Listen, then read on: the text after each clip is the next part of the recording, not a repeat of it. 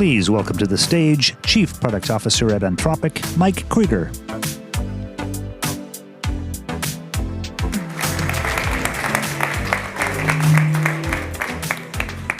Good morning, everyone. I'm Mike Krieger, Chief Product Officer here at Anthropic. Thanks so much for joining us. I know for many of you, JP Morgan is a busy week full of many places you could be, so we're really grateful that you chose to spend your morning with us, and judging from all the conversations, there's already been some great connections sparked as well. Healthcare and life sciences in general were one of the reasons I was most excited to join Anthropic about 2 years ago. I really deeply believe in the power and potential of AI, but also wanted to be somewhere like Anthropic that really took the responsibility of how we delivered this technology to the world safely and in partnership with some of the best companies in the world. And really, when we look at healthcare and life sciences, it's an industry with perhaps the greatest AI potential and exposure that there is. There is tremendous amount of labor shortage and labor intensity at the same time, mountains of technical debt. I've talked to many of you that are dealing with databases that date back to COBOL in some cases, and there's modernization cases to be made there as well, and oceans of unstructured data. It's often the case that the right data is already in your systems, but the right connections don't get drawn, or they get drawn too late. Clinicians often report spending more time on documentation and paperwork than actually seeing patients. And millions who would qualify for interventions if they were reached at the right time don't get them, again, not because the science doesn't exist, but because the right connections don't get made. And this is urgent. It doesn't just impact every American, it really impacts every single person around the world. Now, you'll hear the word AI probably many times today, but many times this week as well. And I think it's important to note, we're not here claiming that AI is going to solve every one of your problems, that by next year, every doctor is going to be an AI doctor. Instead, what we're trying to really approach this is a spirit of both humility and pragmatism, which is what are the issues and problems that we face today, and then also with a view towards the future, what do we build towards together as the technology continues to progress. But we want to put AI in place today in some of the hardest workflows, and it has to prove it works at high reliability, and it's not just an interesting demo. And we're not going to do this alone. I think it would be a huge mistake to try to isolate ourselves and pretend that we can solve every problem by building this hermetically sealed system outside. Instead, we very much want to build in partnership with many of the people in this room and many of the people that you'll hear from today. And the solutions will come from working with the people closest to the problem, whether that's patients, health systems, providers, researchers who know what's actually hard within their field, what are the current roadblocks. Well, our job is to build powerful tools, powerful models, and then partner with you in putting them to work. We very much believe in a platform. It's how we've approached a lot of our work so far. So today is going to be about sharing what we're building, hearing about our roadmap and where we're going next, and then also having industry leaders like yourselves on stage talking about how they're using the models, the capabilities already today. And before we talk into the roadmap, I'd like to welcome on stage somebody who joined AI from biology, somebody who takes responsibility and safely scaling this technology very seriously and really founded Anthropic with this belief, and somebody who believes that we can accelerate decades of progress into years. So please welcome to the stage our CEO and co-founder, Dario Amodei.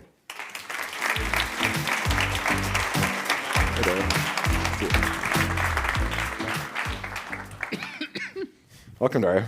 Thank you. I feel like we're having our one-on-one, but in front of an audience. In front of everyone. It's great. Well, maybe just start. You joined AI or entered AI from the field of biology, and how does that shape how you're thinking about healthcare here at Anthropic and life sciences? Yeah, I mean, I've had kind of an interesting journey because I was a physicist and then a biologist, and then I did AI.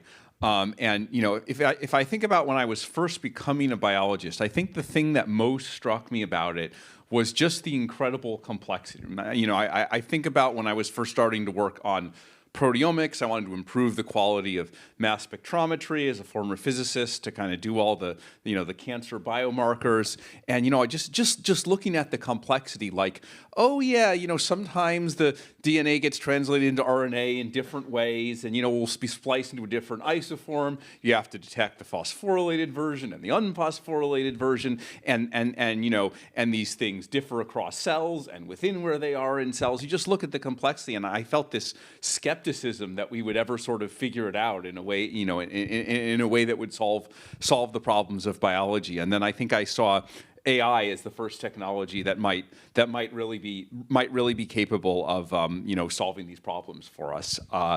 I just couldn't think of anything that could cover all the complexity in the way that I think AI can. So that's a broad vision. We have to then bring it into individual details and make it actually happen.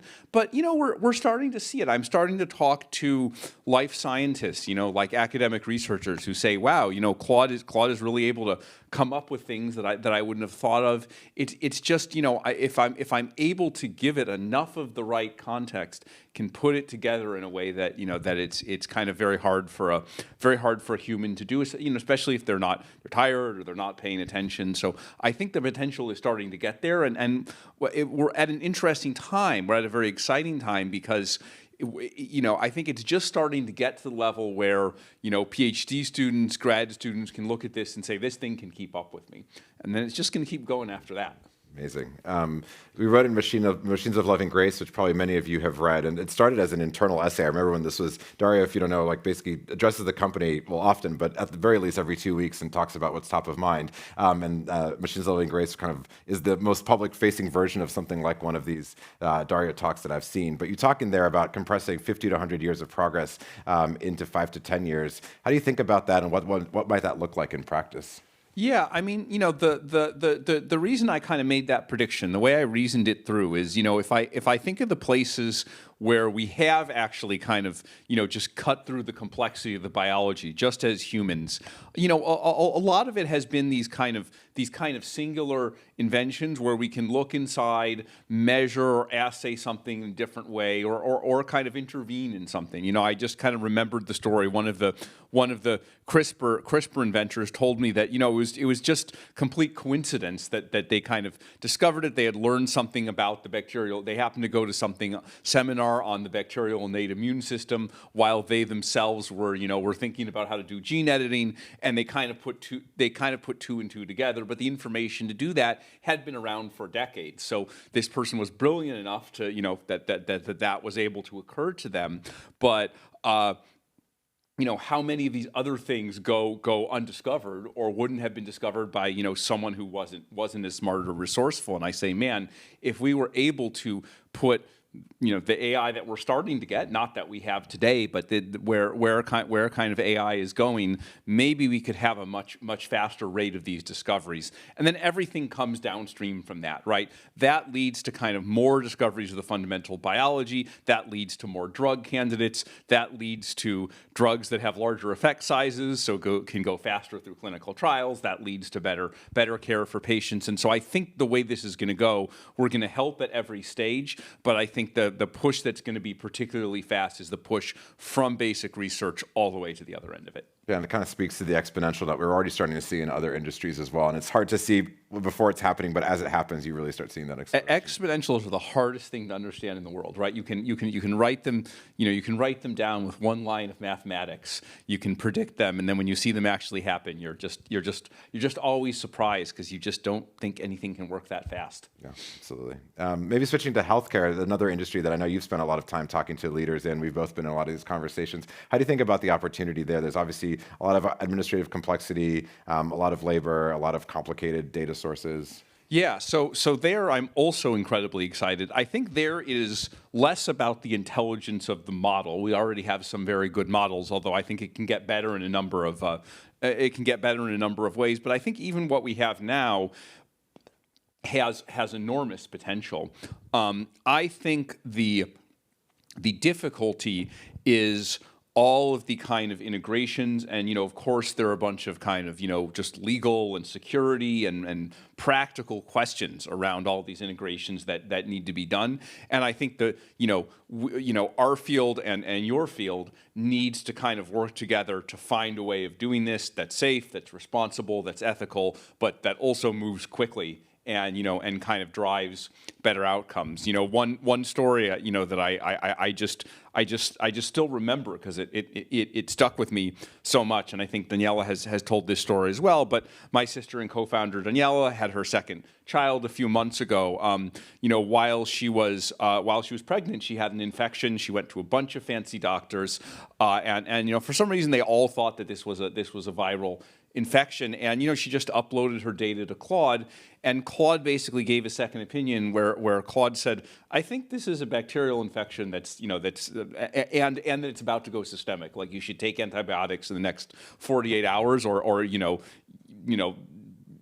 you might actually be at serious risk. So she did that, and then it turned out with the relevant testing that this was actually right. And were the doctors smart enough to figure this out? Of course, but they were busy and they were dealing with a bunch of patients. The models seem superior in their ability to kind of be consistent, in their ability to be patient, in their ability to not be overloaded. And so, again, I would think of it this way. It's not a replacement for a doctor. It's what I just said. It's a second opinion. And that is usually very helpful. And the model may go in directions that a human is unlikely to go in. But, she was just using the consumer Claude app, right? And so she had to get all her data. She had to upload it. Like, there's a lot of work here. You think about your average patient. Are they going to be able to figure all of that out? Many of them, no. And so not everyone is getting the quality of care that they could get if they had the help of these systems, nor is all the data included. It just all could be done in this sort of much better way. Doctors could use Claude to say, which test should I order, and make the final decision themselves. Like, just much more of this could happen. And so I think there's a huge overhang where a lot is possible, but it's being blocked by kind of, security, legal, various kinds of software plumbing, and that's the thing we need to work on together. Yeah, I couldn't agree more. It's like, I think the connections need to be made between systems that are already existent there as well. And actually, maybe this leads to a good next question. Anthropic is known, I think, for its lead in coding and software engineering, which at first glance you might not think applies directly, other than, of course, there's a lot of technology inside your companies. But maybe talk through how you see as coding as this sort of universal glue, as this universal adapter for AI between all of these different systems too. Yeah, so I think there's been an explosion in coding. Coding is maybe, I don't even know the extent to which we set out to conquer coding in particular. It's just one area where the technology is adopted very quickly, and you can get rapid feedback. But I think despite that, it actually does, working on coding does make strategic sense in terms of applying to healthcare. So, there was all this, talk at the beginning of 2025, which I guess is now last year, about, 2025 is the year of agents. And, a lot of people tried to build agents, but I think the agents that were most successful were the agents that wrote code. Mm-hmm. Like, certainly by revenue, probably by attention, and I would argue by just effectiveness and willingness to get the job done. And what we have found is when we trained our agents for coding, it's such a rich domain that they're able to generalize pretty well to other kinds of tool use as well.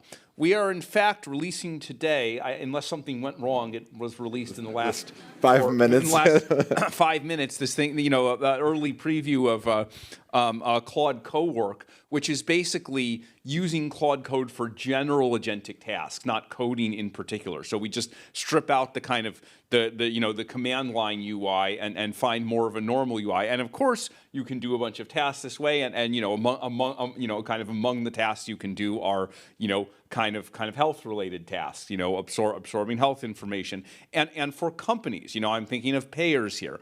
There are a number of workflows that Claude may be able to help with in this way. And again, this is not literally coding, but these applications are possible because we trained for coding and the model generalized to these other agentic tasks because coding was such a rich place to apply the agentic tasks. There was a great post over the break where Toby, the CEO of Shopify, had some legacy imaging had done to him, and it came on a CD-ROM, I think, and he couldn't open it other than on a Windows laptop. And he actually just gave the contents of the CD to Claude. It was like, help me read these files, and Claude was able to generate a whole visualizer viewer that was just basically created. And again, the code was written, but the code wasn't the point. The outcome was the point. I remember these file formats. There's so many of them. They're inscrutable. Like, I remember mass spec output. There's like 20 different. There's these like some of them are proprietary. You're not even allowed to know what they are. So yeah, it's real. So yeah, I see a lot of potential, and we see it internally. We run a lot of hackathons, and we've started seeing people take the same Claude code, kind of underlying harness, but use it for bioinformatics and connect it into genetic data. And I think it's really exciting. Maybe shifting gears to talk about safety and trust. Obviously, a kind of founding principle of Anthropic is building AI and doing it safely and reliably, and maybe connect that to how we're thinking about healthcare and life sciences. Yeah. So if I go back to when Anthropic started as a research institution, I think in those days, safety meant how we steer the model, how we train the model, so property of the model. And I think that part is certainly still important because, if the model's talking to a patient or if the model's trying to get some task done that's reliably, well, it's very important that the model, respond appropriately to the patient and that the model is reliable in getting the task done and understands when it's getting it wrong and then, just doesn't go crazy and go off in some strange or unpredictable direction. But I think as we've worked with enterprises more and more, I think the meaning of the term safety has, I think it's also come to include, again, a bunch of the more infrastructural things that are important in the health world. And so we're working pretty hard. We're working pretty hard on those as well. We're working on, I think we've achieved HIPAA compliance on a number of different surfaces. And, we're trying to go beyond that because we know this isn't just legal, it's reputational as well. Absolutely. And I think also just seeing when the model chooses to respond in what way, when it is aware of its own limitations. It's like it has a direct application in healthcare, but is downstream of a lot of research around alignment. Healthcare is one place you do not want the model making stuff up. Yeah. You do not want the model to be overconfident. That's bad. 100%. And maybe to wrap it up, what are you most excited about in terms of what AI can do for patients, providers, the folks in this room over the next 5 years? Yeah, maybe I'll give one vision on the kind of the healthcare side and one on the fundamental discovery side. I think on the healthcare side, again, this story I told with Daniela, like it would be really great if every patient had basically any kind of treatment they were given, any kind of diagnosis, like there's doctor and an LLM, and it's not like you talk to the doctor and then go home and upload it into the LLM because one, not everyone's going to do that, and two, that's inefficient because the two aren't working together. There is some actual cooperative process where the two work together to both empower the patient and enable the doctor to get the most out of the LLM and learn from the LLM. So like that just should be technologically possible. I'm convinced that is no longer a technological problem. That is an infrastructural and administrative problem. And man, there's so much benefit. Like shame on us if we don't solve that.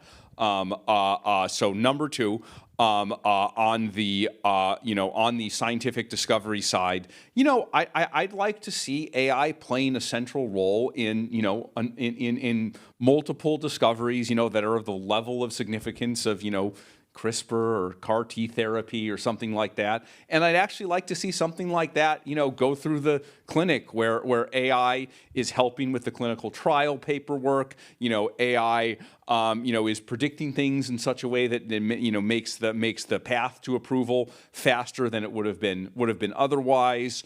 I think as a bonus, it would also be great if we could use AI to treat various tropical diseases, like maybe even get on the path to eradication. Utopian sounding vision, but I think if we really act quickly, the technology is powerful enough, that all of these things are possible. Like I kind of understand all the barriers that you run into in trying to do this. I understand the radicalness of what I'm saying here, but I think the technology really is as powerful that if we all put our heads together and understand and eliminate one by one the barriers along all the steps of this process that are not AI, we really can do this. Amazing. It's a great note to end on. Thanks so much, Dario. Thanks so much for joining us. Thank you.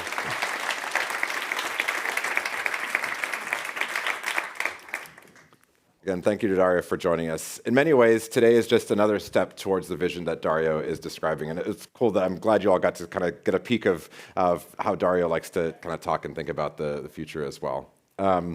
When I think about the exponential that we touched a little bit upon in our conversation, it's been notable how at every stage of improvement there has been some unlock within the healthcare space, whether that's the first AI-assisted drug discovery, being able to use actual AI-powered detection, empowering doctors with AI scribes so they can spend more time on conversation and on diagnosis and less time on paperwork and note-taking as well. And then this moment that we're poised in as models become more agentic. They can write code, they can solve problems, building towards what we think of as this human AI workforce.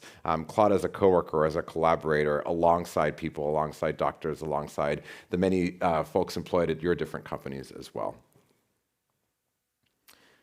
We're far from the only folks to notice this as well. To let you peek as well behind the curtain a little bit at Anthropic, one of the teams that we've organized around is our verticals team. And within our verticals team, healthcare and life sciences was actually the first one that we spun up and one that we've invested in really significantly. And you see that in the data as well. This, I think, was from Menlo Ventures. About 43% of vertical AI spend today is in healthcare and life sciences, about $1.5 billion, and just more than the next 4 combined. And we definitely see the potential here as well. And it also helps that it's so mission aligned for us too. And again, the hardest problems aren't necessarily knowledge. They're around orchestration, they're around solving problems. It's all the heavy lifting that's actually important to do if you can apply the work towards doing so. So I'm going to talk a little bit about how we think about unlocking that potential. And I really see it in terms of 4 areas, and I'll dive into each of these. It all starts with the power of the models themselves. And of course, these models get more and more intelligent, more and more capable. But when we think about evaluations that we run internally and talk about externally, we're really looking at ones that aren't just about knowledge, they're actually about solving problems in the real world. So as 2 examples, there's the medical agent bench. And this looks at things like solving scheduling, clinical workflows, ordering labs, looking up records, and you see this continual improvement from Sonnet 3.5, which we released early in 2025, to Opus 4.5, which came out late last year as well. Or MedCalc, doing complex medical calculations and reasoning, has almost tripled in that time as well. I also like evaluations that are still in the 60s range because there's still a lot of potential ahead of them, and we can continue to what we call hill climb on each of these places as well. And this is all work that we've been doing directly. And in some cases, we're looking directly at this benchmark. And in other cases, it's an outcome of the model getting better at reasoning, at thinking things through, at writing code to solve problems as well.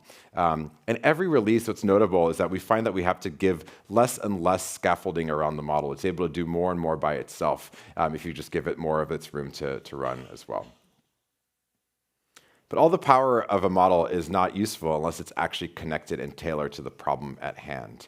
And so these are 2 standards that I'll talk about in a minute around MCP, or the Model Context Protocol, and agent skills that originated at Anthropic. But again, we've made open standards because we want to build this platform and this ecosystem. So here's how we think about it. It starts at the foundational layer with each model that we have. And so we have our model family. Haiku is our smallest. Opus is our largest. And we also run in some customized environments as well. But then to actually make this real, we have MCP connectors. And these might connect to proprietary data that you have. I've talked to insurers that we're working with where Claude is securely connecting to 100 years of underwriting data that's able to access and reason about in real time. Or public connectors. We have our PubMed connector already, and I'll talk about some that we just released yesterday as well.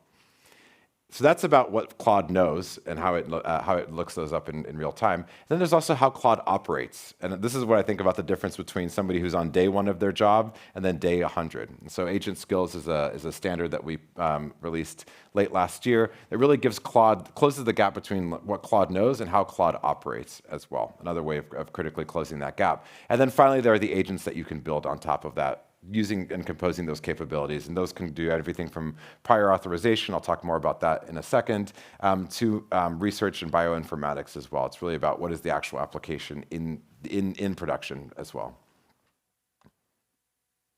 So you've got the models, you've got the right connection, but you have to make sure that it's trusted. And so we're building on top of HIPAA-ready infrastructure, both on the Cloud for Enterprise side, as well as our Cloud Developer Platform as well. And then every one of our models that we build has constitutional AI baked into it, which is a technique that we created where the model doesn't just learn rules like never say this, always say this, which become very brittle and easy to lose track on, but instead deeply internalize when to reveal what information, how to reason about problems, what are the limits of its knowledge. And And we see that when we start measuring this in terms of areas like honesty. And so this is a benchmark where Claude models are at the top. We have the top 2 positions, and these are benchmarks that really push Claude under stress to remain honest, to remain true to its training, to not break and not hallucinate as well. So we look really carefully at these kinds of evaluations as well.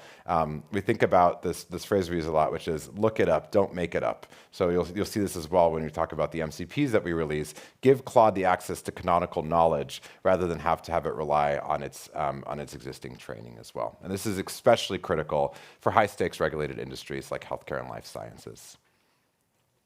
And finally, it's the commitment. It's being on every one of our clouds. So we're the only frontier model that's on all 3 of the major clouds because we wanted to meet customers where they are. We announced our Azure partnership in the second half of last year, and you might guess that the first group of people that I heard from after that announcement were healthcare companies because it's been an area that they've really invested in as well. And then AWS and Google Cloud as long-running partners of ours as well. And we have our AI for Sciences program and early access. And often we are giving our models in early access and research preview to companies within healthcare and life sciences, and then hearing from them how the model is trending and what things are improving and where we can still improve as well.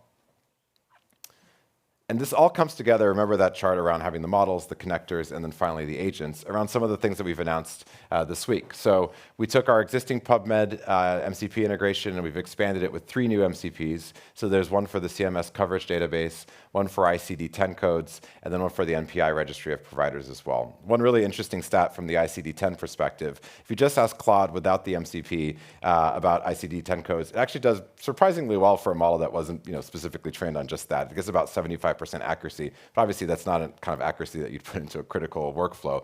With the ICD-10 MCP, that crosses 99.8%. So we're getting to the point where, and you can add additional checks then as a follow-up to there as well. So really dramatically improves the accuracy when paired with the MCP connector as well. And then we're also releasing 2 agent skills that are open that can be then taken and customized as well to your workflows, one around prior auth and one around FHIR development as well. Again, some of this is code writing, but it is code writing in the service of healthcare and life sciences use cases as well. So we're going to walk through a demo next that actually ties this all together and then shows that this isn't one point solution, and it's also not just about thinking about the exponential, it's about solving problems today. So let's walk through that for prior auth. So let's take Emma. Emma is a specialist, and she's reviewing prior auth for a Medicare patient. And this is around a robotic lung biopsy. And so usually for her, manual reviews will take hours of cross-referencing policies, clinical documentation, looking through registries. But in this case, she's going to upload the documents to a HIPAA-ready Claude that's been enabled with these agent skills. So she's saying, help me review this prior authorization request. And you see that she's uploaded a series of documents. So that's her authorization form, patient history, CT scan, labs, and pulmonary function, all in one request. So what you'll see is Claude is going to validate all that data, check the provider itself using the new MCP connector, and the diagnostic codes using the ICD-10 MCP connector as well, and getting details for this diagnosis. This is all available today. You see that Claude confirms the policy and actually finds that the NPI code provided is a demo provider, which is what we would use for the demo, and says, well, I'm not sure about that, but I'm going to keep going because I want to review the rest of this packet as well. And it won't block on that, it'll just keep going. So you see provider NPI has a little warning, but the clinical data was extracted, documentation looks complete, and the ICD-10 codes have all been validated. So it's all confirming all of its reasoning in a way that's traceable and visible.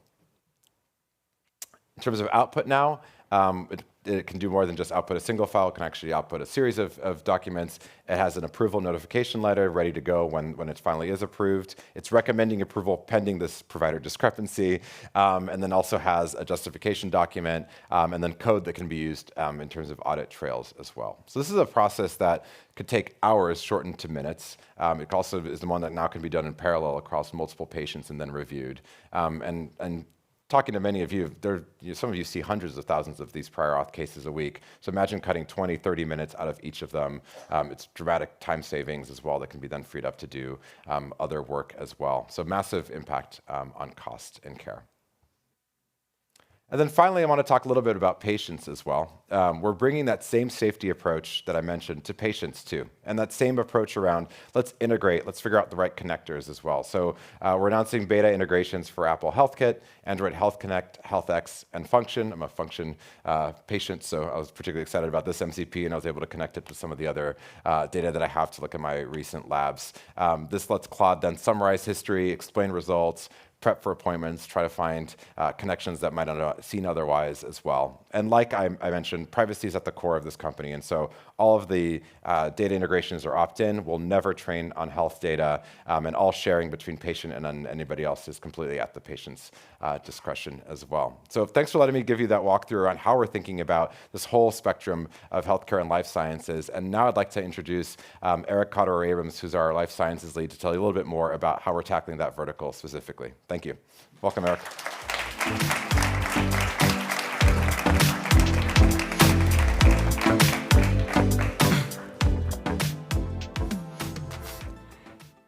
At Anthropic, our strategy is to take everything that Mike just told you about in healthcare and combine it with a commensurate effort in life sciences to achieve that fundamental acceleration from the early breakthroughs in the lab all the way to impacting patients. And before I get into our roadmap, I want to start with an example from my career before I came to Anthropic. This was a few years ago. At the time, I was running a biotechnology company developing new diagnostics platforms for nucleic acid detection. And this was right when these new models for protein folding and molecule design had just come out. And we were incredibly excited, and we put these models to work. And within just 6 months, we had developed a breakthrough enzyme that outperformed anything that had been seen before in this category. Unfortunately, that was just step one out of about 100 steps that it took to take that breakthrough and go through product development, clinical and regulatory translation, and working with payers and providers to actually achieve the impact that we're looking for. So this motivates what we're doing at Anthropic. It's not only about the fundamental science, we have a large focus on that, but it's about the whole ecosystem and everything that it takes. And today we're already partnering with organizations around the world, from the pharma companies that are developing new medicines, to the tools providers that are developing the instruments and the software platforms that run labs around the world, to the fundamental research institutions that do the science that all of this depends on. And when we're building in the life sciences, it's not just about any one group. We're building for all of the diverse groups of users within the space. We're building for scientists in the lab, doing wet lab research and computational analyses. We're building for clinical and regulatory users that are administering clinical trials and regulatory processes. And we're building for the commercial users, too, who are doing the sales and marketing to bring these breakthroughs to patients. Our roadmap in the life sciences has 3 parts. First and foremost, making Claude, hands down, the best model for everything in biology.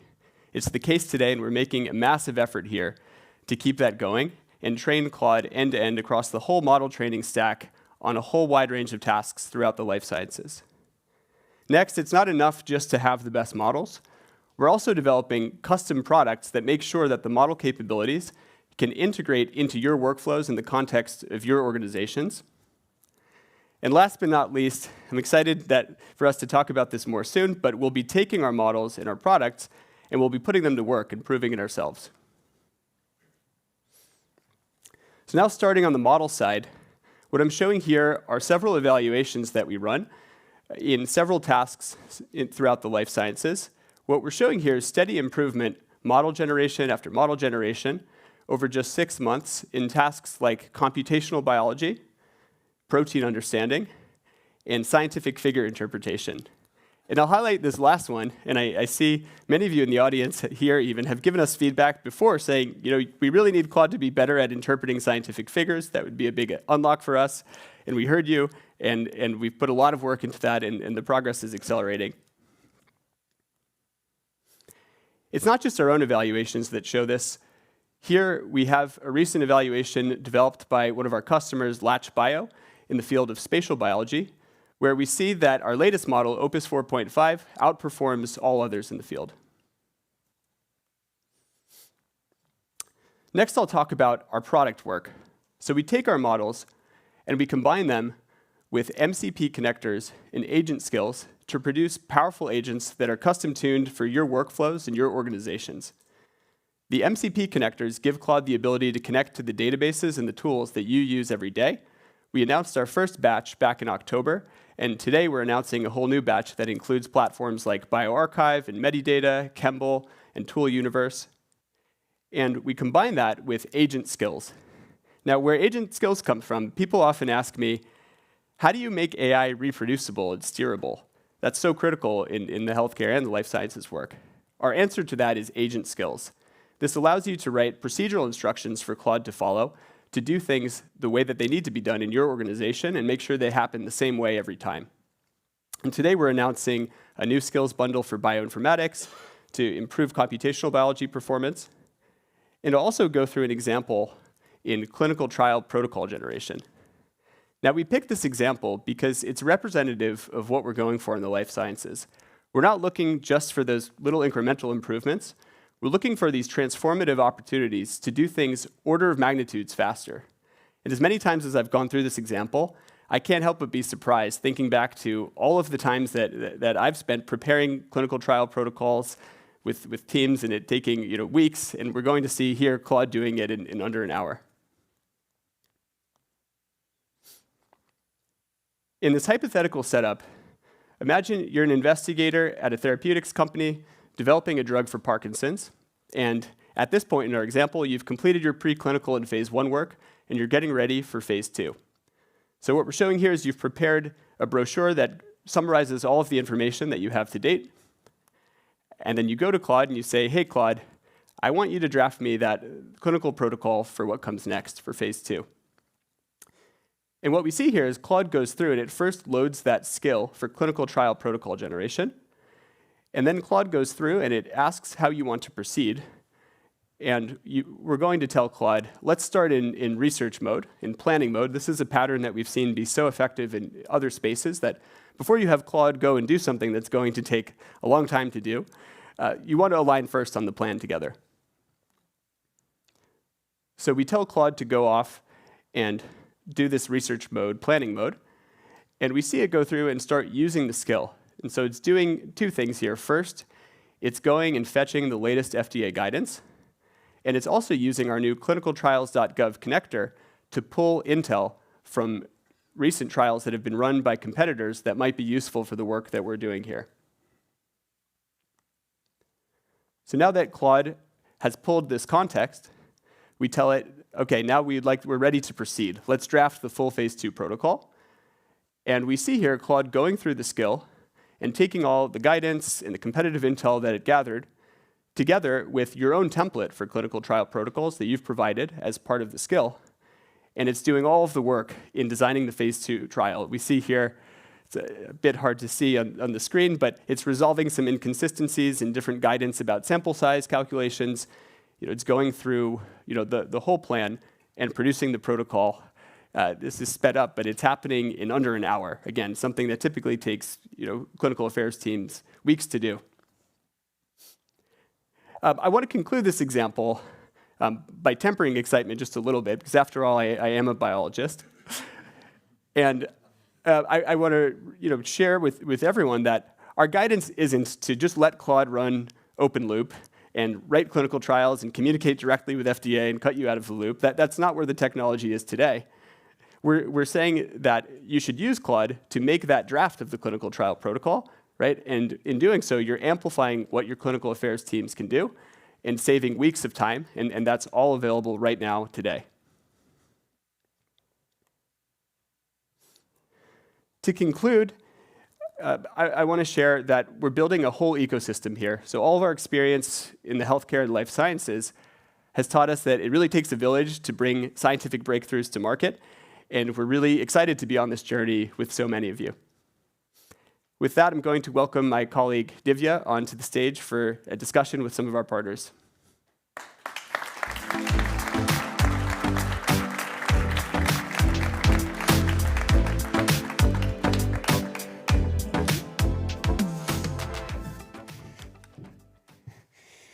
Thank you. My name is Divya Borkowski, and I'm a healthcare and life sciences lead at Anthropic.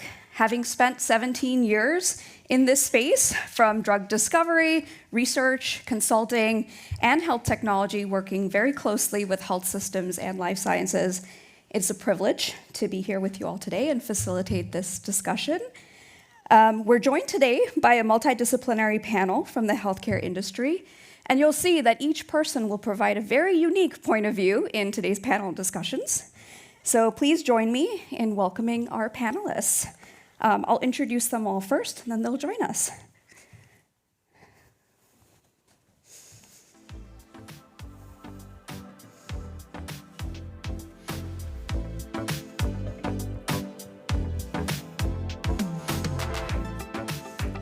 David Feigenbaum, co-founder and president of EveryCure. Hisham Hamadeh, SVP and global head of data, digital, and AI at Genmab. Mike Regan, CTO of Banner Health, and Joe Flanagan, CFO of R1 RCM.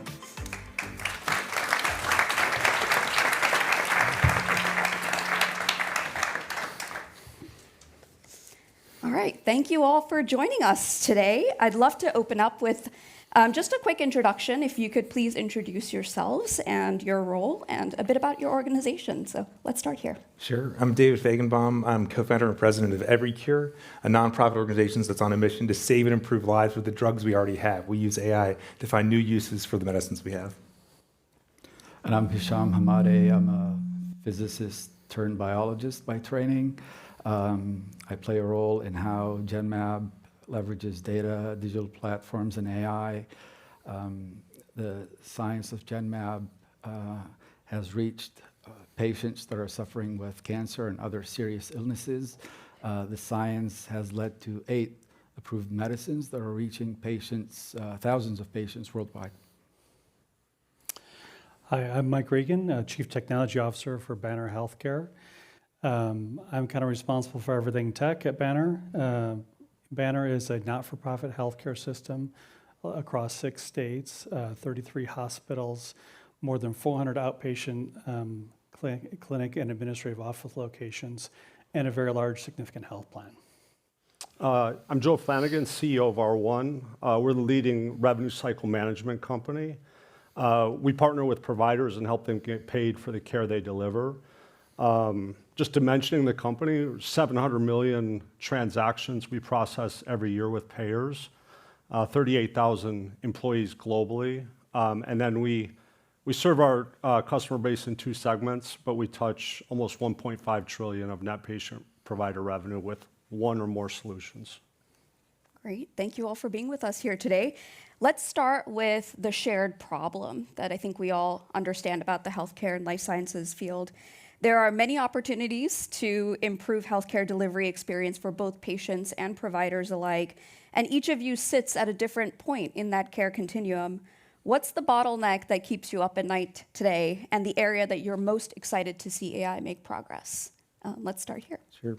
So the bottleneck that keeps me up at night is the fact that we have patients suffering from horrible diseases right now, while there are drugs that were made for other conditions that could save them today, but no one's doing the work to match them together. So I first got into this space because I repurposed a drug that saved my life, and my eyes are open to the fact that, oh my gosh, drugs can be used in many more ways. But unfortunately, in our system, the 80% of drugs that are already generic, there's no incentive to find a new use for them. And even the brand new drugs that are not yet generic, there's limited incentives to find new uses for them. So we're always thinking about how can we use artificial intelligence and other technologies to match the existing drugs we have to the diseases they can treat. Yeah, our reason to exist is to bring medicines to patients that need them, and as fast as we can, as fast as humanly possible. This rings differently for cancer patients whose lives will literally change from month to month. And so we're always hopeful and looking for ways, deliberate ways on how we can apply technology, in this case AI, to accelerate how we go from idea to landing life-saving medicines with physicians, with patients that need them. I think, like many of my colleagues here, we understand healthcare is a really complex industry, and it's been a challenge. I've been in this for more than 25 years, and through that time, there's been such a barrier to reduce the administrative burden that we place upon providers, caregivers, people who actually take care of the patients. because the technology has not really synced up and has been able to take care of it. So I guess the two parts to that is, one, I look forward to a day where we're going to empower our caregivers, our physicians, to spend more time with patients and to have those meaningful connections and to be able to heal and do what they really got into the joy of medicine and in the joy of healthcare to do. And I think it's also great that we're going to be able to really optimize the whole technology stack in this process. I'm super excited about that. I think from our standpoint, the bottlenecks are relatively clear. One is fragmented data, and two is legacy technology architectures. Those two things manifest themselves today in a process administratively that costs providers roughly $160 billion a year, and 80% of that cost is labor. Only 20% of it is really true technology. And when you look at the outcomes of that process, by our estimates, 25 days of excess cash on the balance sheet, 4 to 5 points of revenue yield loss because of inaccuracy, and a physician and patient experience that's really subpar. And so I think if we can solve those two things, the data, ontology, and modern agentic technology architectures, there's a lot of benefit that can be derived. Yeah. I think each of you touched a little bit on the topic of speed to the patient.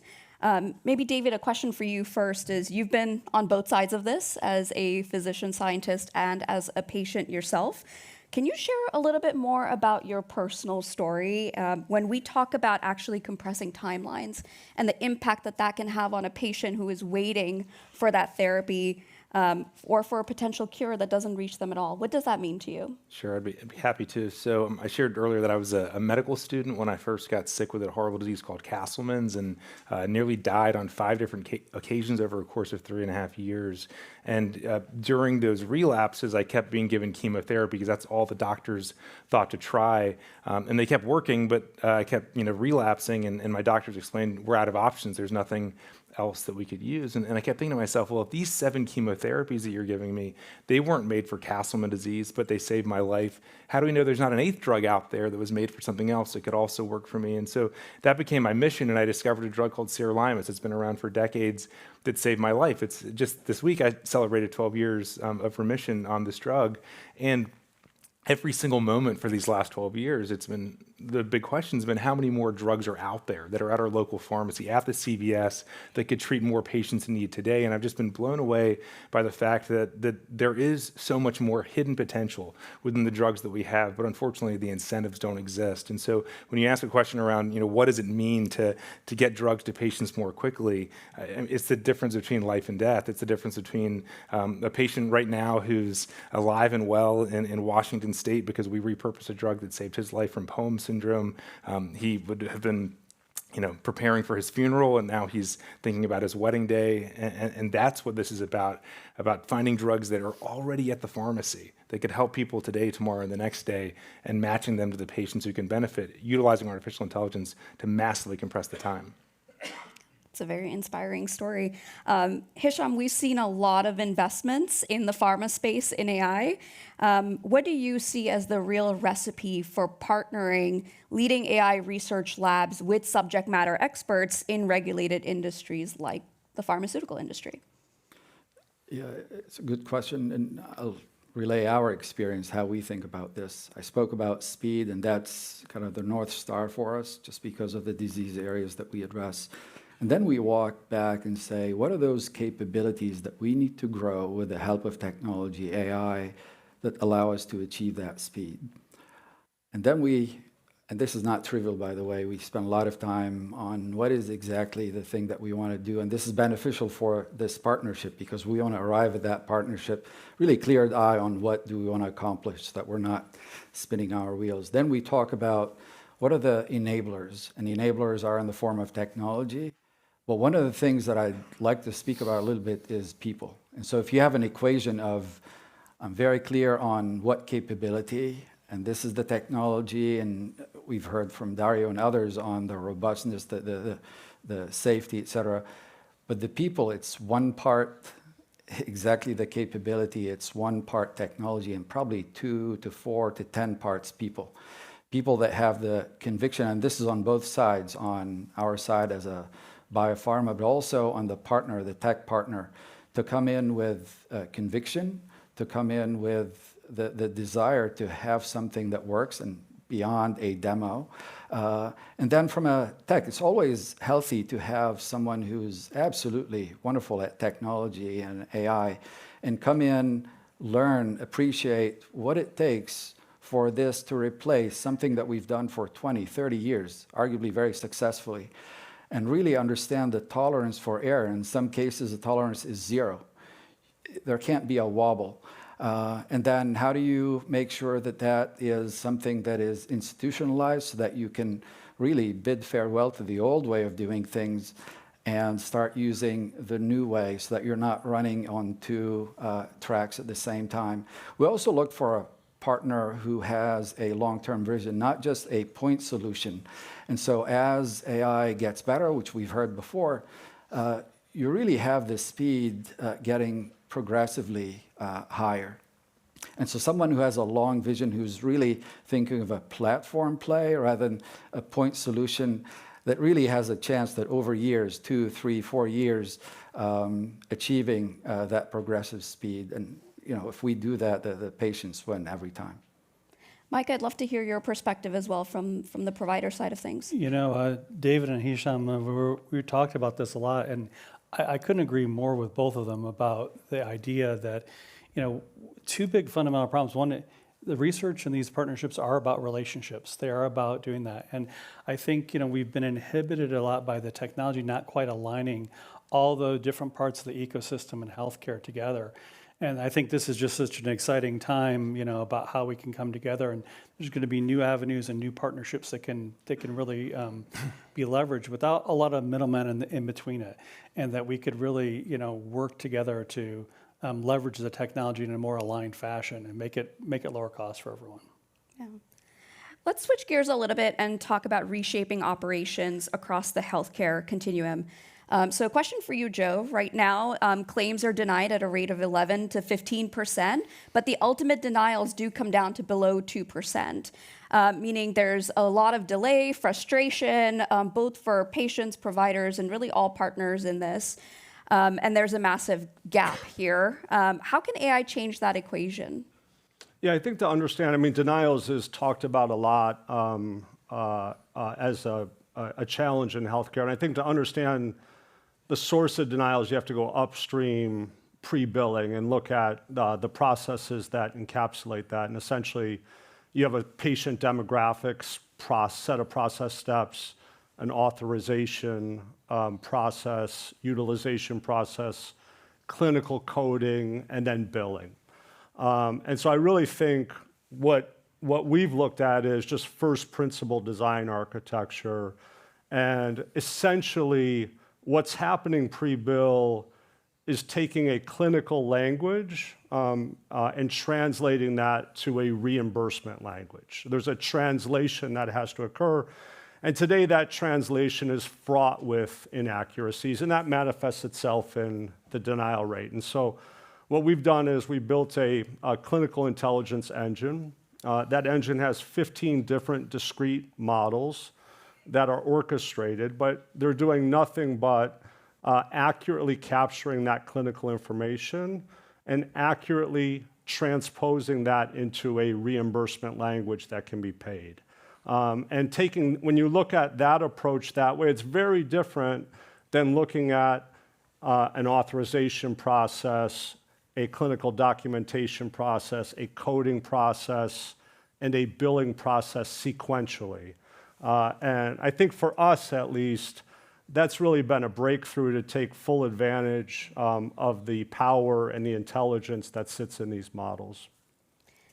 And Mike, maybe another question to you. Yeah, Joe and I have talked about this a lot, that, I think the latest stats, about 30% of the cost of healthcare is the administrative overhead. And I just feel with this technology and with the time we live in now, we have a real opportunity to reduce that total cost of care for everyone. And this is really an imperative that to make it more affordable so that people can have better access to it. And so it's exciting times. Yeah. I think, Mike, I'd like to go to you next from a Banner Health perspective. Banner oncologists have talked about the increasingly burdensome workload that comes with managing complex patient journeys. They call this after-hours work pajama time.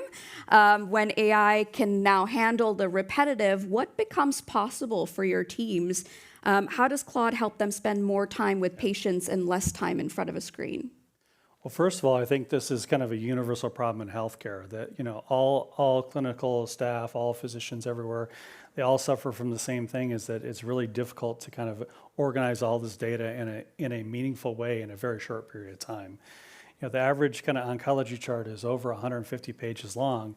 And when you think about trying to understand all that, how many things you have to remember to kind of piece that together, we've used the kind of Claude family of models to really synthesize that into a summary that kind of lays that out, and it shows in a very discrete chronological timeline everything that's happened to that patient. So it kind of helps frame that and reduce the cognitive burden on the physician that is preparing for this visit, kind of reading through all this information.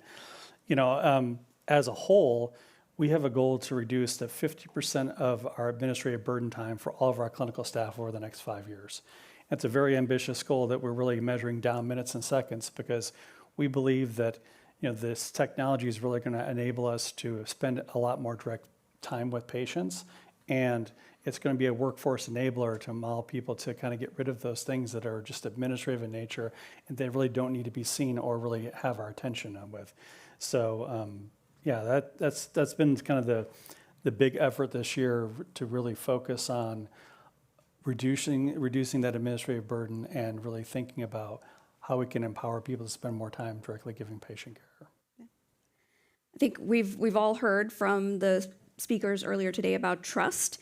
And so maybe the next question will go to all the panelists here. This industry operates on first, do no harm. I'd love to hear from each of you on what did AI partners, and perhaps Anthropic specifically, have to prove before you were willing to put it into critical workflows? And maybe we'll start on the other side of the panel. Great. We partner with a number of companies, including Anthropic. There's three things that we look for. And the first one, which from my standpoint is the most important, is the culture and the mindset of the organization that we're partnering with. Because at the end of the day, if that mindset is one that respects the mission of healthcare, respects the criticality of what we do, as opposed to dismissing it as overly bureaucratic or whatnot, that's foundational for us. The second is there's nuances and requirements in healthcare that the organization has to really understand. And then there's the technical safeguards within the technology, which, to be honest, most companies have those. The first two, less so from our experience. And we're delighted to partner with Anthropic and others. And those take different forms. The model has different attributes than orchestration, than the data ontology, et cetera. But thematically, those are the things that we look for. Yeah, I would say, we have an executive AI committee that oversees all the deployment of AI across Banner Health. And we really use the CHAI, the Coalition for Healthcare AI, as kind of a framework for us to kind of evaluate those models and so forth. And so we score every single thing at about 125-point scale, and we look at that and we check it go back and recheck it every 6 months to make sure that it's still performing the same way it was in the beginning. And I would say that this explosion of AI from all these different sources, there's certainly the differences between them. And so I really appreciate what Dario said in his opening comment, that Anthropic is kind of a little bit of that glue and that coating to bring it all together, because it's not good enough just to manage each individual piece. We really appreciate the constitutional AI, approach, and really the thoughtfulness to make it safe, because trust is that foundation. But it's also the orchestration across all those other products as well, and how they interact together. And I think that's going to be a big, big focus for us over the coming years here. It's really been a delight to have that interaction, and I'll give an example of what we are intending to apply this, and in clinical trials, arguably one of the most regulated spaces in what we were looking for is to uphold the same levels of rigor. But it's nuanced because you're talking about AI agents, and we needed to ensure that there's deliberate off-ramps for people, because people are still in the loop, ensuring that things that we intend to do are still what we're getting. And so intentional off-ramps for people to review outputs periodically, systematically.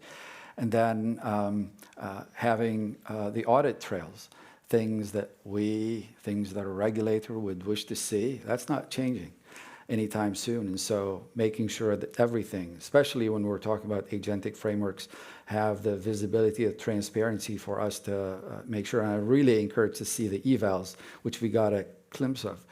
You know, without evals, this is new. In many cases, this is the first that the community is seeing. And so making sure that we have kind of evals that we latch onto and see how are we doing pays dividends. And so we've been very pleasantly surprised with the team coming and really having discussion on all these points and validating everything that we intended to see. And here I'll put a plug for also, it's not just the bottoms up, it's also the top down, the commitment from executive teams at companies to make sure and shamelessly point out our CEO, Jan van de Winkel, and our Chief Medical Officer, Taye Ahmadi, who are both in the audience.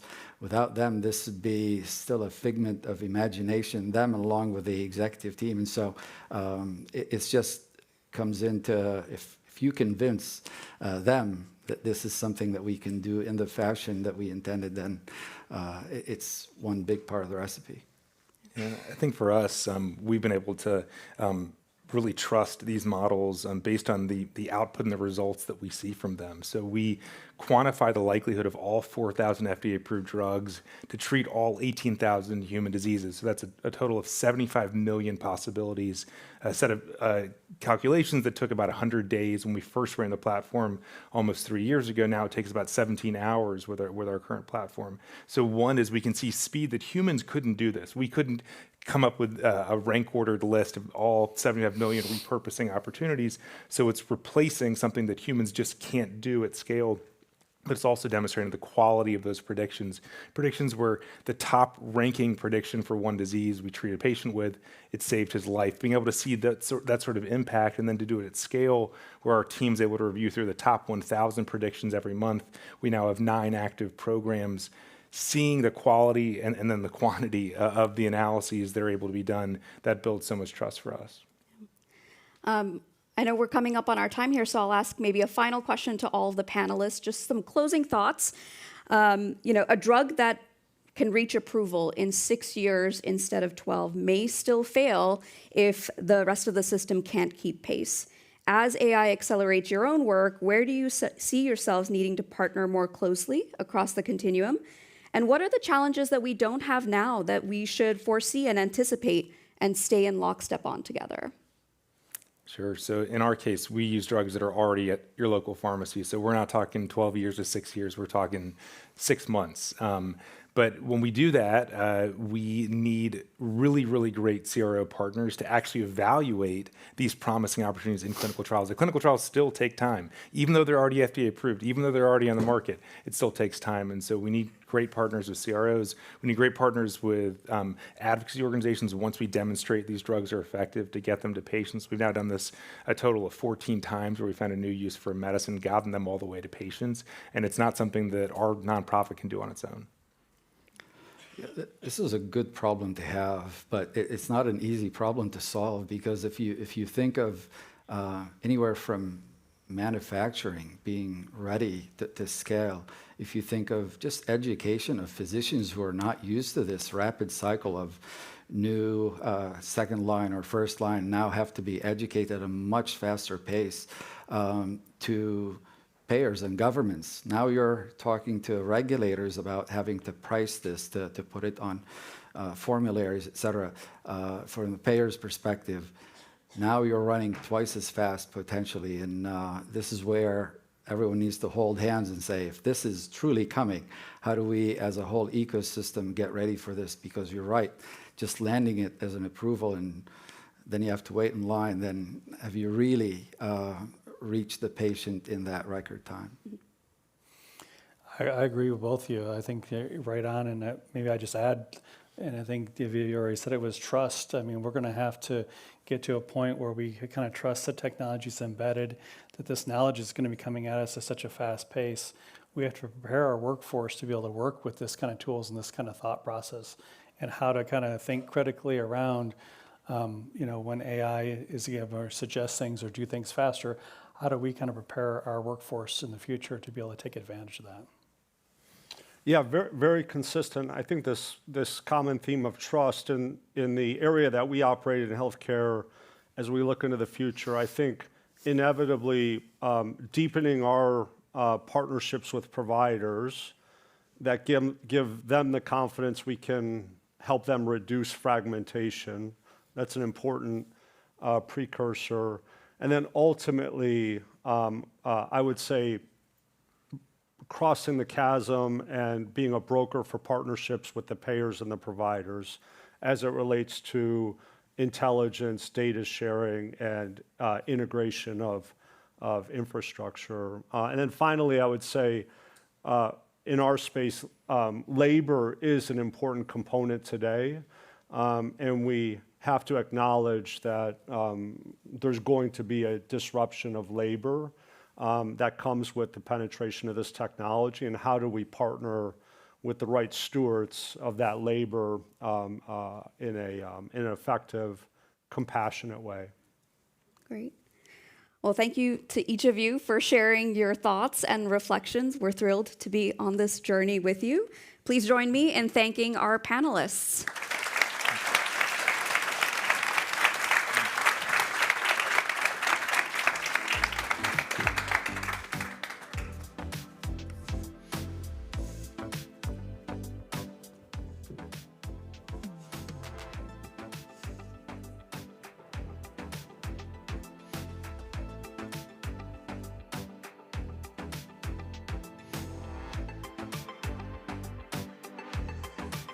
And now, please welcome back to the stage Mike Krieger.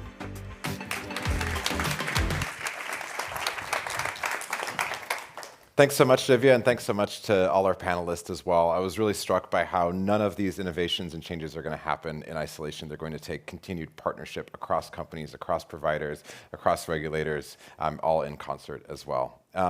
Again, I really wanted to thank you all for joining us here today, spending your morning with us. I'd love to have the conversation continue, so please join us for the networking hour to follow here as well. And we're eager to continue the conversation with you all, not just today, but going forward as well. Thank you for all that you all are doing in advancing human health, and we're honored to build alongside you. Thank you all so much.